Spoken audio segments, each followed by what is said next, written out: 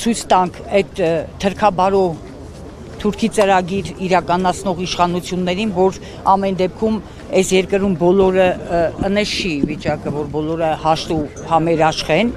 իրենց գործողությունների, իրենց որոշումների հետ։ Գործարար Սամվել Կարապետյանի աջակից այս կինը ոչ երկնային արդարադատության է սպասում, իր խոսքով Հայաստանը քաղբանտարկյալների երկիր դարձնողների համար։ Արդարությունը նես չի քաղաքական կամ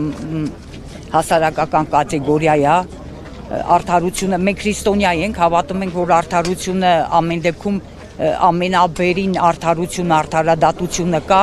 Բազմամարդ է հակակոռուպցիոն դատարանի բակը, երբ ներսում քննվում է Սամվել Կարապետյանի կալանքը 2 ամսով երկարաձգելու դատախազի միջնորդությունը։ Մեր ձևով շարժման աջակիցներն են դատարանի բակում եւ ոչ թե հեծի աշխատակիցները, որոնց ըստ մամուլի հրահանգվել է չմասնակցել ակցիային։ Իրենք կարծում են, թե հազարավոր մարդիկ որ գալիս են, հեծի աշխատողներն են։ Մեր ձևով շարժման համակարգող Նարեկ Կարապետյանի կարծիքով իր հորեղբոր նկատմամբ շինծու քրեական գործերի թիվը 3 եւս մեկով ավելացավ, որովհետեւ իշխանությունը վախ ունի Սամվել Կարապետյանից։ Եթե վստահ են իրենց վրա, ելի ուզում ասեմ, թող ազատ արձակեն Սամվել Կարապետյանին եւ տեսնենք, թե ով ուր է հասնում, ով ուր է հաղթում։ Ինչու է Սամվել Կարապետյանը քաղաքականություն մտնելու հայտ ներկայացրել միայն երկրիական հետապնդման է ենթարկվել։ Նարեկ Կարապետյանը նորից հիշեցնում է նրա 37 վայրկյանանոց հարցազրույցը։ Կարապետյանն ասել էր, եթե քաղաքական գործիչներին չհաջողվի, մենք մեր ձևով կանենք։ Խոսքը մեջ հիշում եք, որ ասեց, եթե քաղաքական գործիչները իրենց չհաջողվի։ Փակագծեր է բացում Նարեկ Կարապետյանը։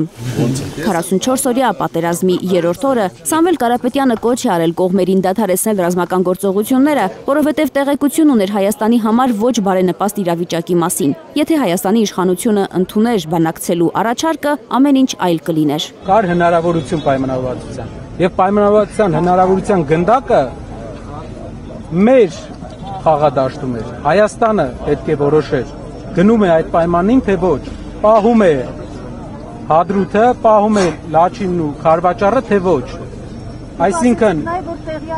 գործերը լավ չէին, նա տեղյակ էր, որ գործերը լավ չէին, եւ շատ կարեւոր է, որ այդ հայտարարության հիմնական նպատակը մեր հայրենական, մեր հայրենիքի իշխող ուժն էր, որ գնար բանակցային process-ին եւ աներ այն քայլը, որը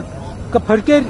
3000 այդ ժամանակ մենք ունեինք 600 զոհ իմ հիշելով 3000 երիտասարդի կյանք։ Մեր ձևովում վստահ են շարժման վարկանիշի աճն ու աջակիցների ավելացող թիվն է վախեցնում Հայաստանի իշխանությանը ու ստիպում նոր քրեական գործերով ամեն գնով նրան պահել կալանքի տակ։ Նարեկ Կարապետյանը համոզված է, փողերի լվացման մեղադրանքն էլ է սին իշխանազավթման կոչ մեղադրանքի նման։ Իրենք հաշվի չեն առնում, որ երբ որ ստուգում են այն ընկերությունները, որոնք մեր են, որ մենք ենք սեփականատերը, եթե կոռուպցիոն խնդիրները չլինեն, մեր շահույթը կավելանա։ Տրամաբանական իրենք միշտ ստուգել են պետական հիմնարկներ, մասնավորի ստուգման առաջի մեծ փորձն էր անցնում պարտավորությունները կատարել,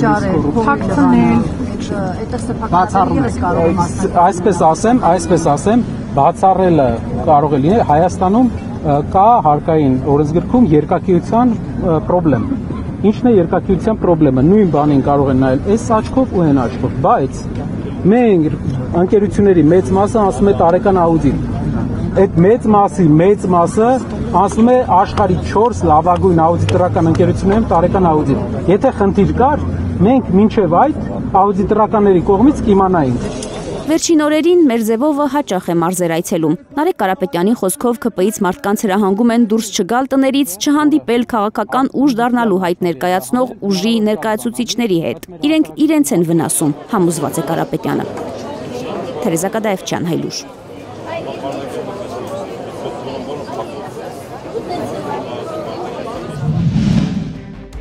Հայաստանում եւ աշխարհում տեղի ունեցող իրադարձությունների մասին առաջին իմանալու համար բաժանորդագրվեք մեր ալիքին, սեղմեք զանգակը, որ բաց չթողնեք ամենահրատապը, ամենակարևորն ու հետաքրքիրը։